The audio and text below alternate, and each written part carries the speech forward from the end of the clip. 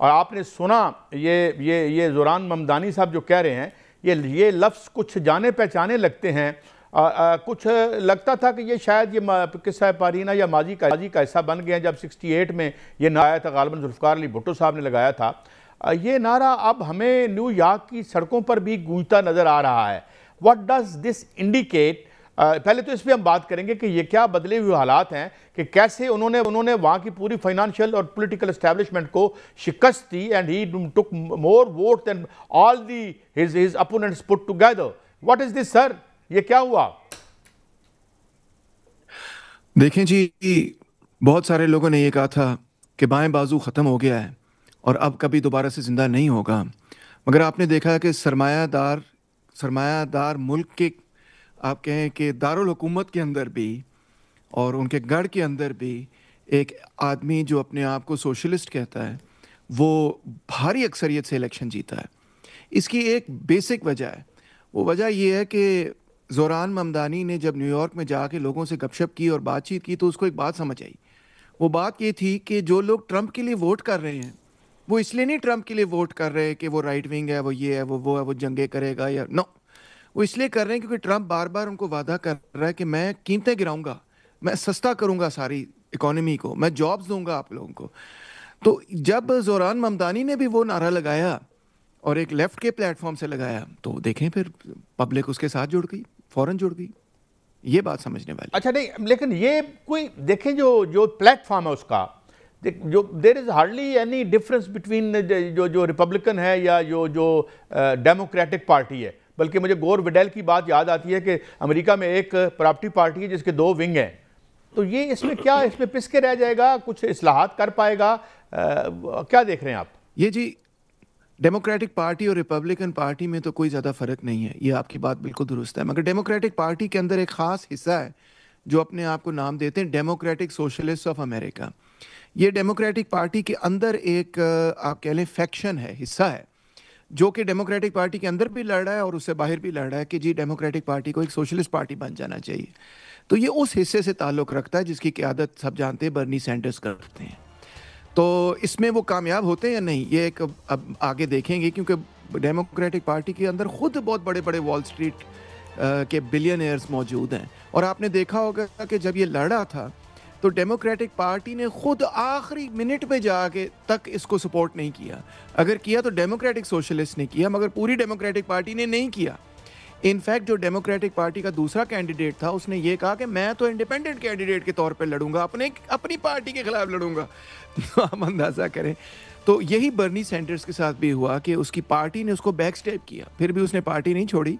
मगर बहरहाल वो बैक स्टेपिंग सबके सामने नज़र आती है कि अगर फ़र्ज़ करें ये बाइडेन के बजाय बर्नी सैंडर्स को खड़ा करते या कामला हैरिस के बजाय बर्नी सैंडर्स को खड़ा करते, तो बर्नी सैंडर्स पूरे अमेरिका में इलेक्शन जीत जाता।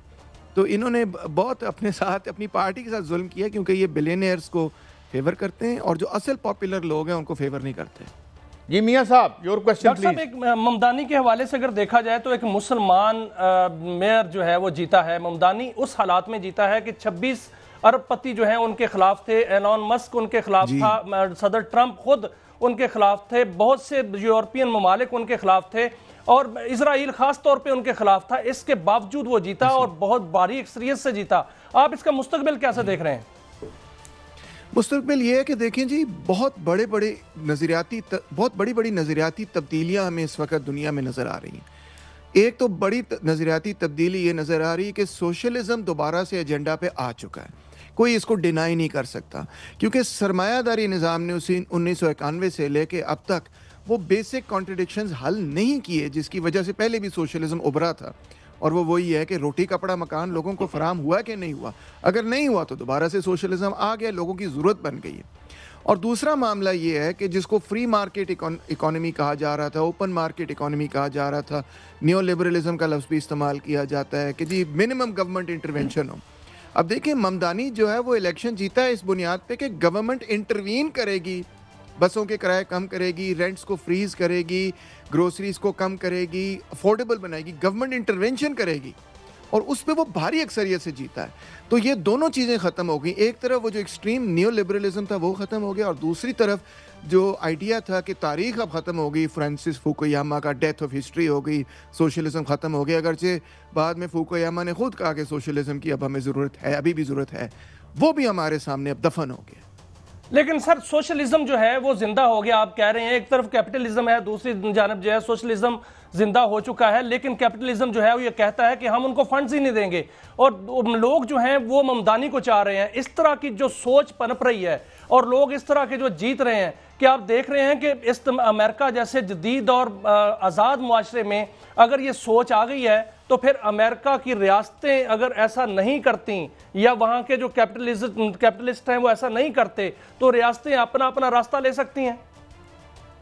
कितना अच्छा आपने सवाल पूछा, और ये really this is the heart of the contradiction इस वक्त जो चल रही है। एलन मिक्सन वुड की किताब थी कैपिटलिज्म अगेंस्ट डेमोक्रेसी, यानी सरमायादारी जो निज़ाम है ना इस वक्त, वो डेमोक्रेटिक मैंडेट को कबूल या उसको अब्जॉर्ब करने की सलाहियत ही नहीं रखता। क्योंकि जैसे ही पब्लिक जो है वो ये कहती है कि जी वेलफेयर स्टेट बना के दें, तो जिस तरह चिली के अंदर साल्वाडोर अयेंदे की गवर्नमेंट गिरा दी इन्होंने, या और कई हुकूमतें लेफ्ट की गिराई इन्होंने, क्योंकि ये नहीं चाहते थे कि कोई कैपिटलिज्म को नुकसान पहुंचे। तो इसी तरह वो कह रहे हैं कि अब हम न्यूयॉर्क को स्टार्व करेंगे, मगर अगर वो इस तरह करेंगे तो वो साफ जाहिर करेंगे कि जो पब्लिक का मैंडेट है, जो डेमोक्रेटिक मैंडेट है, उसके वो खिलाफ चल रहे होंगे। और यही असल में जॉर्ज मैनीबॉट ने बहुत अच्छा एक इस पे किताब भी लिखी, लेक्चर भी किया है। वो कहते हैं इस वक्त का मसला ही सारा ये है कि दुनिया को चंद ओलिगार्क्स ने, चंद ख़ानदानों ने जो है ना बिल्कुल अपनी गिरफ्त में ले लिया। उन ओलिगार्क्स की मोनोपोली तोड़ना, इजारादारी तोड़ना ही असल में आज का सेंट्रल क्वेश्चन है। और अगर आप पब्लिक को जीत लें तो आप एक्सपोज कर सकते हैं कि ओलिगार्क्स जो है वो किस तरह से जमहूरियत को ही नुकसान पहुंचा रहे हैं, और लिहाजा आप ये साबित करते हैं इस प्रोसेस के ज़रिए कि एक्चुअली अगर डेमोक्रेटिक डेवलपमेंट चाहिए उसके लिए सोशलिज्म ज़रूरी है, एंड वाइस वर्सा।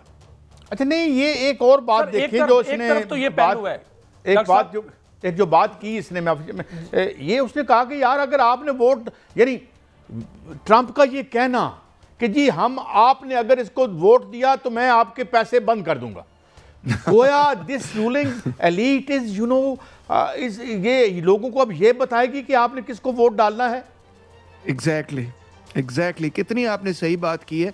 और इसी से देखें जाहिर हो रहा है जो ट्रंप और इलॉन मस्क वगैरह जैसे लोग हैं ना, ये सुपर डुपर जो अमीर तरीन लोग हैं ना, उनके असल में ये नुमाइंदे हैं। मीडिया वगैरह भी इन्होंने अपने कंट्रोल में किया हुआ है, पैसे इनके पास बेतहाशा बिलियंस होते हैं इनके पास, और इन्होंने असल में अमेरिकन डेमोक्रेसी को बड़ा शदीद नुकसान पहुंचाया है, और इनफैक्ट दुनिया भर के अंदर डेमोक्रेसी को बड़ा शदीद नुकसान पहुंचाया। और इसी तरह ये एक्सपोज हो रहे हैं कि भाई आप डेमोक्रेटिक मैंडेट के खिलाफ कैसे जा सकते हैं, न्यूयॉर्क के लोगों ने उसको इलेक्ट किया, आप कैसे कह सकते हैं हम पैसे नहीं देंगे। और बाय द वे ये सुप्रीम कोर्ट कभी कबूल नहीं करेगा, सुप्रीम कोर्ट इसको स्ट्राइक डाउन कर देगा कि भाई आप कैसे कह सकते हैं न्यूयॉर्क को पैसे नहीं, वो डेमोक्रेटिक इलेक्शन जीता है। तो ये इनके लिए बड़ा मसला बन गया है। लेकिन डॉक्टर साहब जो ममदानी है, ममदानी जो है वो वहाँ के सोशलिस्ट होने के साथ साथ मुसलमान भी हैं, और उन्होंने मोदी को भी हिटलर करार दिया हुआ है, और नेतन्याहू को भी उन्होंने जंगी मुजरम कहा हुआ है। बल्कि यहाँ तक कहा हुआ है कि अगर मैं मेयर मुंतखब हो गया और वहाँ पर न्यूयॉर्क में वो आए तो उनको गिरफ्तार कराऊंगा। तो इस तरह की मुखालफत और इस तरह के मामलात के साथ क्या वो आगे उनके मुस्तकबिल जो है वो चल पाएंगे? और जो इजराइल है या मोदी हैं, ये उनकी मुखालफत और दीगर जो यूरोपीय मालिक हैं उनकी मुखालफत लेकर वो आगे चल पाएंगे? बिल्कुल चल पाएंगे, क्योंकि पब्लिक का मैंडेट है। पब्लिक के मैंडेट के खिलाफ जो है ना जाना बड़ा मुश्किल काम है। पब्लिक अगर आपके साथ हो तो फिर रोकना बड़ा औखा काम हो जाता है। तो एज लॉन्ग एज ममदानी जो है वो मेहनत करे और डिलीवर करे अपने वादों पे, जो असल में वादा है वो वही है कि भाई मैं अफोर्डेबल करूँगा न्यूयॉर्क को, और न्यूयॉर्क की पब्लिक उसके साथ खड़ी रहती है। तो न्यूयॉर्क की पब्लिक को तो वो बुली नहीं कर सकते ना, वो न्यूयॉर्क तो हार्ट है obviously United states of America का। वाशिंगटन डीसी तो दारुल हुकूमत है, मगर असल में तो न्यूयॉर्क जो है वो दिल है ना अमेरिका का। तो उसके बगैर अमेरिका चल नहीं सकता। फाइनेंशियल कैपिटल सारा वहाँ पे है, यू नो आप जानते होंगे कि बिजनेसेस सारी, बिजनेस एलीट सारी वहाँ पे है, वॉल स्ट्रीट ये वो फलां फ्लू सब कुछ वहीं पे ये तो है। तो इसलिए वो उस मैंडेट के खिलाफ जाना बहुत अब मुश्किल काम है। तो ममदानी और उसकी टीम को लेकिन डॉक्टर साहब, सदर ट्रंप ये कहते हैं कि दो वजूहात बनी हैं, एक ये कि मैं बैलेट पे नहीं था, दूसरी वजह ये बनी कि अमेरिका में शटडाउन है। शटडाउन अमेरिका में 35वें दिन में दाखिल हो चुका है। वहां पर जो है हजारों बल्कि लाखों मुलाजमीन को तनख्वाह नहीं मिली, बहुत से मुलाजमीन जो है वो नौकरी से फारग कर दिए गए हैं। इस तरह के जब मामलात होंगे और दूसरी जानिब लोगों को रोटी कपड़ा मकान चाहिए और साथ लिबरलिज्म भी है, साथ सोशलिज्म भी है, तो क्या आप अमेरिका को इसी साइज में देख रहे हैं या अमेरिका जो है वो बिखरता हुआ नजर आ रहा है? नहीं, बिखरता हुआ तो नज़र फिलहाल नहीं आ रहा, मगर वहाँ पे एक स्ट्रगल है वहाँ की ओलिगार्क्स के खिलाफ, जो कि एक बड़ी पावरफुल मूवमेंट अमेरिका के अंदर जन्म ले रही है, अमेरिका से बाहर भी है, अमेरिका के अंदर भी है।